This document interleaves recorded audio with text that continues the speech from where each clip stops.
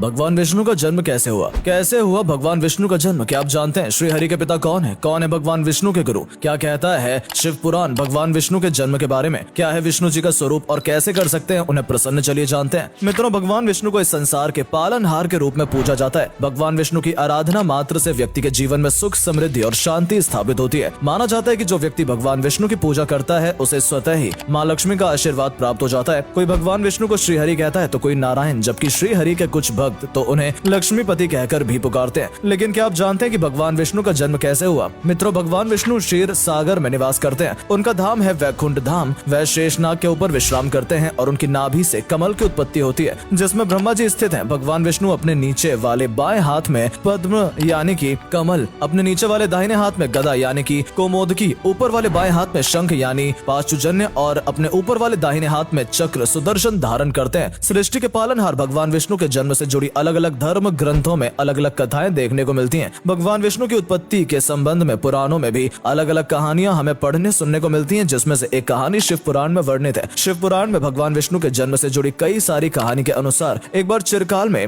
भगवान शिव और देवी पार्वती भ्रमण कर रहे थे। भ्रमण करते हुए भगवान शिव जी के मन में विचार आया कि इस संसार में कोई दूसरा व्यक्ति भी होना चाहिए। उन्होंने अपना ये विचार देवी पार्वती के सामने रखा, जिसके बाद आदिशक्ति ने भगवान शिव से कहा कि हे प्रभु, आप इस संसार के पालनहार हैं। आप हमेशा ही जो भी निर्णय लेते हैं इस संसार की भलाई के लिए ही लेते हैं। तो फिर इस बार आपको अपने विचार में क्या शंका नजर आ रही है? निश्चित ही यह विचार भी अपने इस संसार की भलाई के लिए ही आपने लिया होगा। देवी पार्वती की ये बात सुनकर भगवान शिव प्रसन्न हुए और उन्होंने आदिशक्ति के विचार को सुनते ही अपने वामंग पर अमृत से स्पर्श किया। अब जैसे भगवान शिव ने अमृत से वामंग पर स्पर्श किया तो वहाँ से एक व्यक्ति की उत्पत्ति हुई, जिसने पूरे संसार को पलक झपकते ही अंधकार से दूर रोशनी से जगमगा कर दिया। और इस तरह भगवान विष्णु की उत्पत्ति हुई और उनकी उत्पत्ति से यह पूरा संसार रोशनी से जगमगा उठा। उनके दिव्य प्रकाश ने पूरे संसार को प्रकाशमय कर दिया। भगवान विष्णु और उनके दिव्य प्रकाश को देख भोलेनाथ ने कहा कि हे वत्स, तुम्हारे होने से यह संसार प्रकाशमय हो गया, अतः मैं तुम्हारा नाम विष्णु रखता हूँ। भगवान विष्णु ने शिव जी की दिया हुआ नाम स्वीकार किया और शिव जी की बात पर उत्तर देते हुए उनसे पूछा कि हे प्रभु, बताइए मेरे लिए क्या क्या काम है। इस पर भगवान शिव ने भी विष्णु जी को तपस्या करने की आज्ञा दी। भगवान शिव की आज्ञा का पालन करते हुए भगवान विष्णु तपस्या में लीन हो गए,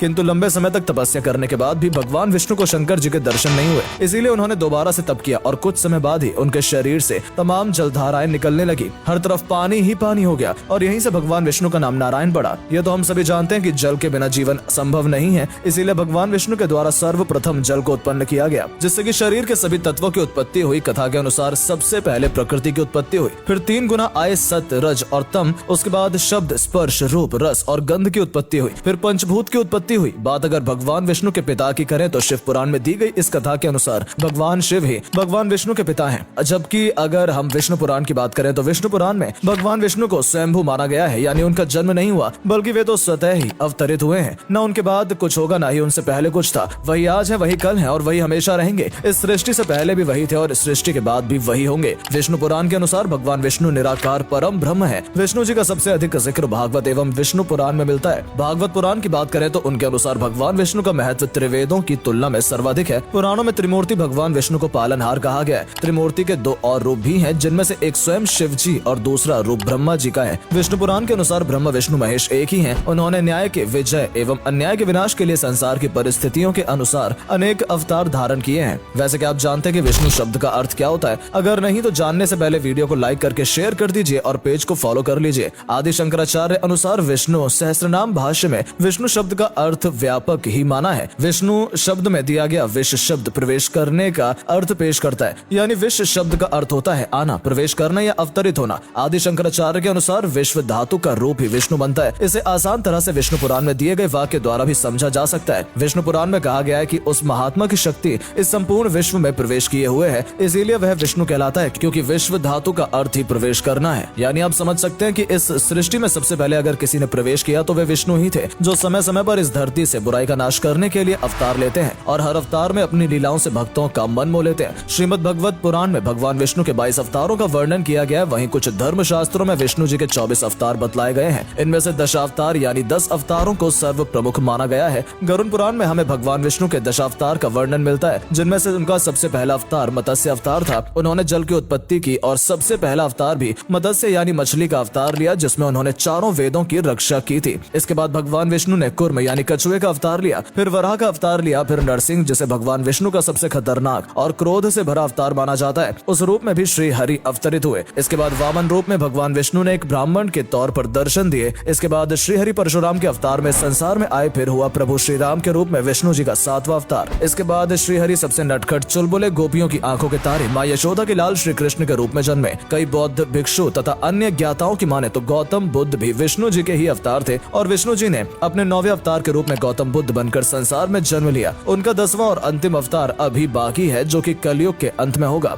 जिसे भगवान विष्णु का कल की अवतार बताया जाता है। हिंदू धार्मिक ग्रंथों में विष्णु जी और उनकी अर्धांगिनी देवी लक्ष्मी के 18 पुत्रों का वर्णन भी हमें मिलता है। इन 18 पुत्रों में सलिल, चिकलीत, अनुराग, कर्दम, दमक, जातवेद, आनंदविश, हर्ष, बल, कुरुटक, श्रीप्रद, वल्लभ, गुग्गुल और तेज है। चलिए अब आपको बताते हैं कि संसार के रचयिता भगवान विष्णु, जिन्हें पूरी दुनिया पूजती है, वो किसको पूजते थे, यानी कि वो किसको अपना गुरु मानते थे। ये तो आप सभी जान चुके हैं कि भगवान विष्णु जी ने अनेकों अवतार लिए और इन्हीं अवतारों के जरिए उन्होंने अपने गुरु भी बनाए। जैसे भगवान विष्णु जी ने जब परशुराम का अवतार लिया तो उन्होंने भगवान शिव को अपना गुरु बनाया, जबकि प्रभु श्री राम के रूप में विष्णु जी ने गुरु वशिष्ठ और ब्रह्म ऋषि विश्वामित्र को अपना गुरु माना था। यही बात अगर भगवान विष्णु के कृष्ण अवतार की करें तो श्री कृष्ण ने गुरु सांदीपनि को अपना गुरु माना था। इस तरह भगवान शिव गुरु वशिष्ठ, ब्रह्म ऋषि विश्वामित्र और गुरु सांदीपनि भगवान विष्णु के गुरु हुए। अब जैसे भगवान विष्णु ने अपने गुरु को प्रसन्न रखा, वैसे ही आप भी भगवान विष्णु जी को प्रसन्न रखकर अपने घर में सुख, समृद्धि और शांति की स्थापना कर सकते हैं। हिंदू धर्म के अनुसार गुरुवार के दिन को भगवान विष्णु जी का दिन माना गया है और गुरुवार को भगवान विष्णु की पूजा के लिए बेहद ही खास माना जाता है। कहते हैं कि सच्चे मन से गुरुवार को भगवान विष्णु जी की पूजा करने पर भक्तों की हर मनोकामनाएं पूरी होती हैं। इस दिन आप भी भगवान विष्णु की आराधना और विधिवत पूजा करके अपने जीवन के संकटों से दूर रह सकते हैं। बात अगर विष्णु जी के